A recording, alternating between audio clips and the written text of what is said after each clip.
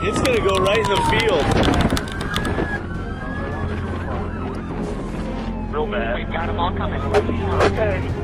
At 4:48 p.m., a tornado touched down in Iowa. Within minutes, it became an EF5, over 200 miles per hour. But wind speed isn't what defined this storm. What defined it was what it left behind.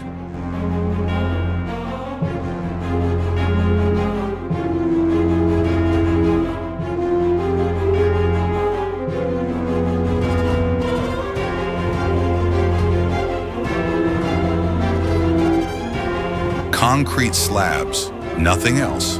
Entire homes, gone. Not collapsed, not damaged, gone. In Parkersburg, families would return to find their house reduced to a rectangle of foundation. No walls, no roof, no debris large enough to recognize. Just anchor bolts ripped from concrete. This was not destruction, this was erasure. Bought this house about a year ago and just finished remodeling the inside, and we're starting on the outside, and we're up vacationing north at my in-laws cabin when the storm hit, so we weren't home, which is probably a good thing because we have no basement in this house, so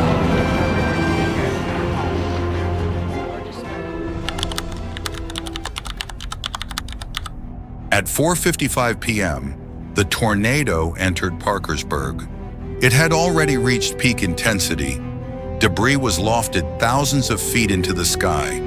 Homes were lifted in seconds, not pushed, not tipped, lifted and shredded. Some structures were anchored, it didn't matter. Anchor bolts were pulled straight out of slabs. Reinforced walls were torn apart. Large trees were stripped of bark. Metal wrapped around trunks like foil. The tornado wasn't knocking buildings down. It was grinding them apart.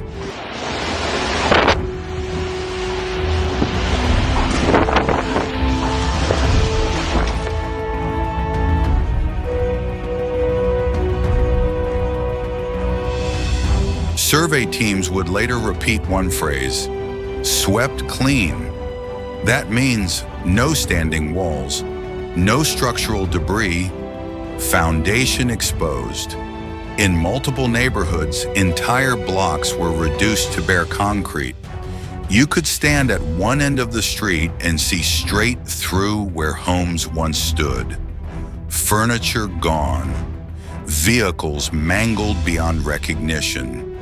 Heavy appliances never recovered. High-end EF5 damage, and it happened in under 5 minutes. Over 200 homes completely were demolished and destroyed. At least 400 homes have damage and 21 businesses. May 25th, 2008, Memorial Day weekend, Northeast Iowa. Warm, unstable air surged north. Wind shear intensified. Supercells formed rapidly across the region.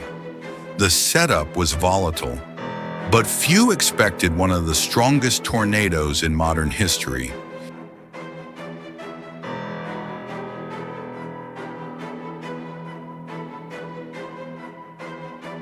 Parkersburg High School was struck. Sections collapsed, steel beams twisted, classrooms destroyed. It was late afternoon. The building was mostly empty. Had it hit earlier in the day, casualties would have been far higher.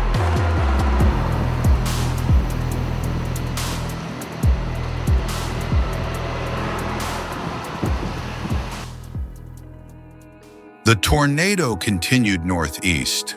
It maintained EF4 to EF5 strength for miles. Damage path extended over 40 miles. This was sustained violence, not a brief touchdown. For basically as far as you can look, everything's wrecked. There's very few houses still standing.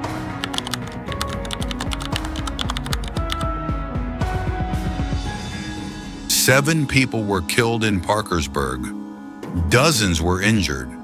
For a town of roughly 2,000 residents, the impact was devastating.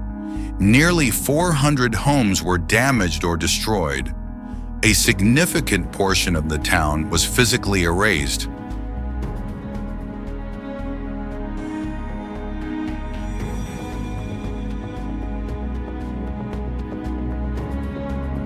When the storm moved on, silence replaced the roar. Search crews moved through debris. Residents walked across concrete slabs trying to locate anything familiar.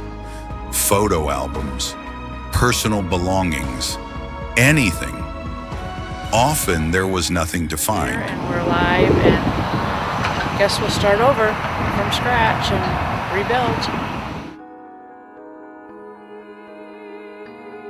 Damage surveys confirmed structural anchor failures, clean slab removals, severe debarking of trees, vehicles thrown extreme distances. EF5 is rare. It requires catastrophic structural failure. Parkersburg met that threshold repeatedly.